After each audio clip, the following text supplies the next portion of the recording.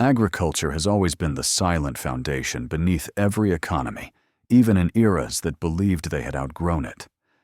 When I look at the role of agriculture in economic development, I do not see a primitive sector waiting to be replaced by industry or services. I see the original engine of surplus stability and social organization. Long before factories, banks, or stock exchanges existed, agriculture answered the most decisive economic question humanity has ever faced: how to produce more food than is immediately consumed. From that surplus flowed cities, specialization taxation armies, and eventually the entire architecture of modern economic life. In the earliest agrarian societies, agriculture was not merely an occupation, it was civilization itself. The transition from hunting and gathering to settled farming allowed populations to grow property to emerge, and time to be planned rather than endured. Irrigation systems in Mesopotamia, rice, cultivation in East Asia, and Nile flood management in Egypt were not just technological feats, they were economic revolutions. They created predictable output, which meant predictable taxation. States were born where grain could be counted, stored, and redistributed. Economic development at this stage was inseparable from agricultural control, and political power rested squarely on the ability to manage land and labor. This pattern repeated across continents. In China, sophisticated agricultural techniques supported dense populations and stable bureaucracies for centuries. In the Americas, maize cultivation underpinned complex societies long before European contact. What matters historically is that agriculture did not merely feed development, it shaped its tempo. When harvests were good, societies expanded. When they failed, economies contracted violently. Early development was therefore cyclical, tied to weather and soil rather than innovation alone. The first lesson agriculture taught economics was humility before natural constraint. Feudal and early imperial systems deepened this relationship. Land ownership became the primary form of wealth, and agricultural rents financed elites, wars, and state functions. Productivity gains were slow, but stability mattered more than speed. Development was measured not in growth rates, but in endurance. Societies optimized for survival, not efficiency. This is why pre-modern economies could persist for centuries with little measurable growth. Agriculture provided just enough surplus to maintain hierarchy without destabilizing it. The Great Rupture came when agriculture itself became a source of transformation rather than mere continuity. Agricultural revolutions in early modern Europe, crop rotation, selective breeding enclosure, raised productivity dramatically. Fewer people were needed to produce food. This released labor for manufacturing and urban life. Crucially, industrialization did not begin in spite of agriculture, but because of it. Without reliable food, surpluses factories could not concentrate workers, and cities could not grow. Every industrial economy rests on a prior agricultural revolution, even if it later forgets that dependency. History also shows that where agricultural productivity lagged, development stalled or distorted.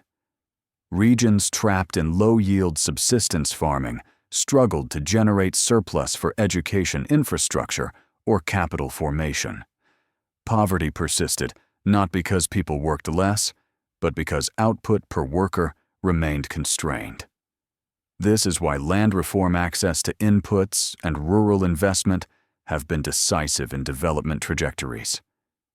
Japan's Meiji transformation, Taiwan and South Korea's post-war growth, and China's early reform success all began with agricultural restructuring that raised rural incomes and released surplus safely into the broader economy.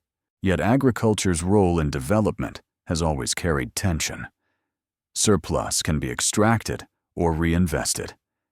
In many colonial and post-colonial economies, agricultural output was siphoned off through taxation, unequal trade, or landlord dominance, starving rural areas of capital and trapping them in underdevelopment. The countryside financed cities that did not return investment. History here is blunt development. Fails when agriculture is treated purely as a resource to exploit rather than a sector to upgrade. Industrial growth built on rural impoverishment creates instability that eventually undermines itself. The 20th century complicated agriculture's role further. Mechanization, fertilizers, and global trade transformed farming into an industrial activity in its own right. Productivity soared, but employment collapsed. In advanced economies, agriculture became a tiny share of GDP, yet remained strategically vital. Food security, price stability, and rural politics continued to shape policy. In developing economies, the challenge reversed: how to modernize agriculture without destroying rural livelihoods faster than alternative employment could absorb labor. This balance remains one of the hardest problems in development economics. What history makes unmistakably clear is that agriculture never disappears from the development story. It changes function. Early on, it creates surplus. Later, it releases labor. Eventually, it becomes a stabilizer, anchoring food prices, land use, and environmental sustainability. Economies that neglect agriculture too early face urban poverty and food inflation. Economies that cling to it too long miss productivity gains elsewhere.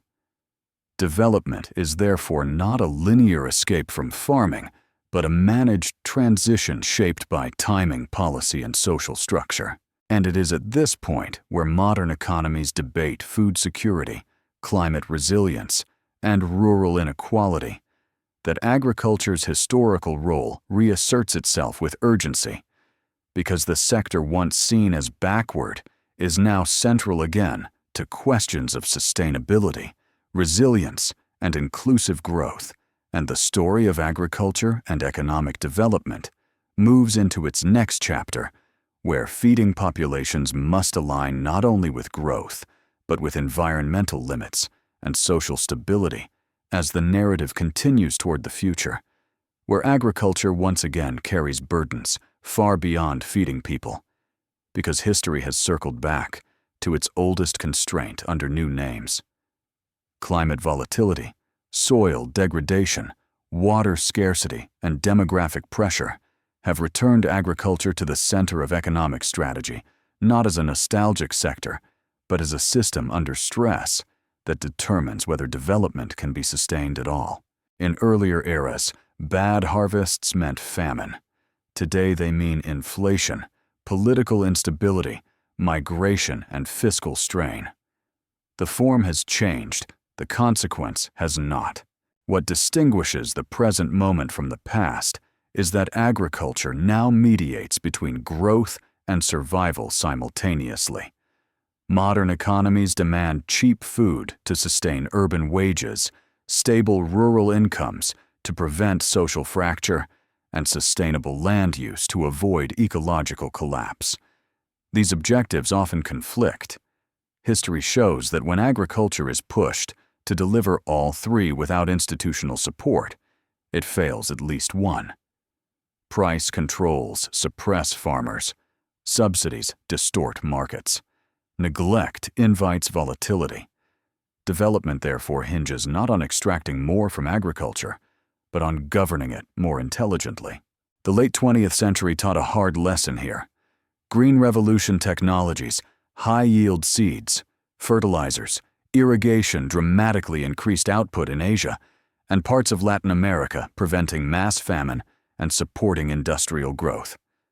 Yet they also introduced dependence on inputs, environmental stress, and inequality between farmers who could adapt and those who could not.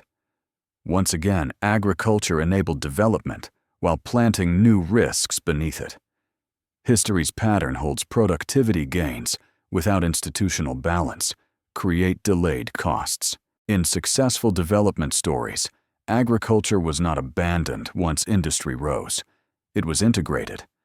Rural credit land rights, extension services, and infrastructure ensured that productivity gains translated into incomes rather than displacement alone.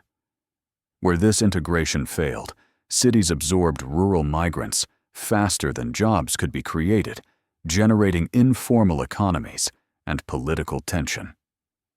The lesson is consistent across centuries.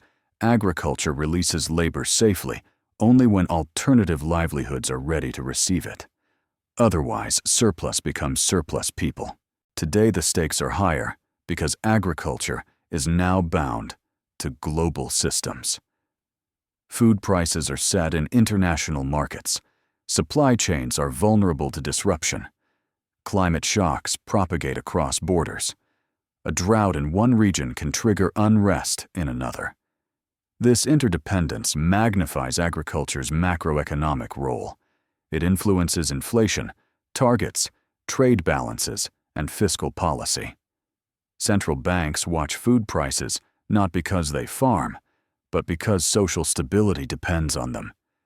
History would recognize this immediately. Grain has always been political. The emerging challenge is therefore one of transition, not escape. Development no longer means moving away from agriculture, but redefining its role. Precision farming, climate-resilient crops, digital markets, and sustainable practices promise efficiency without exhaustion. Yet history cautions against technological optimism, divorced from social structure. Tools matter, but incentives matter more. Without secure land tenure, fair pricing, and risk-sharing mechanisms, innovation concentrates benefit and reproduces inequality. Agriculture teaches the same lesson it always has. Productivity is necessary. Governance is decisive. From a long historical view, agriculture's role in economic development is cyclical, but never secondary. It creates surplus, absorbs shock, and anchors legitimacy. When states respect this role, development stabilizes. When they ignore it, growth becomes brittle. The modern economy may measure success in services and data, but it still rests on calories, water, and land. No financial sophistication can substitute for that foundation. If this exploration of agriculture's role in economic development has reshaped how you think about growth and sustainability, I invite you to subscribe and continue these historical journeys with me, and to leave a comment sharing whether you believe the next great economic transformation will begin in laboratories, cities, or once again in the fields. Because history reminds us that every leap forward ultimately depends on how well societies manage the oldest economic question of all: how to feed themselves without destroying the future they hope to grow into.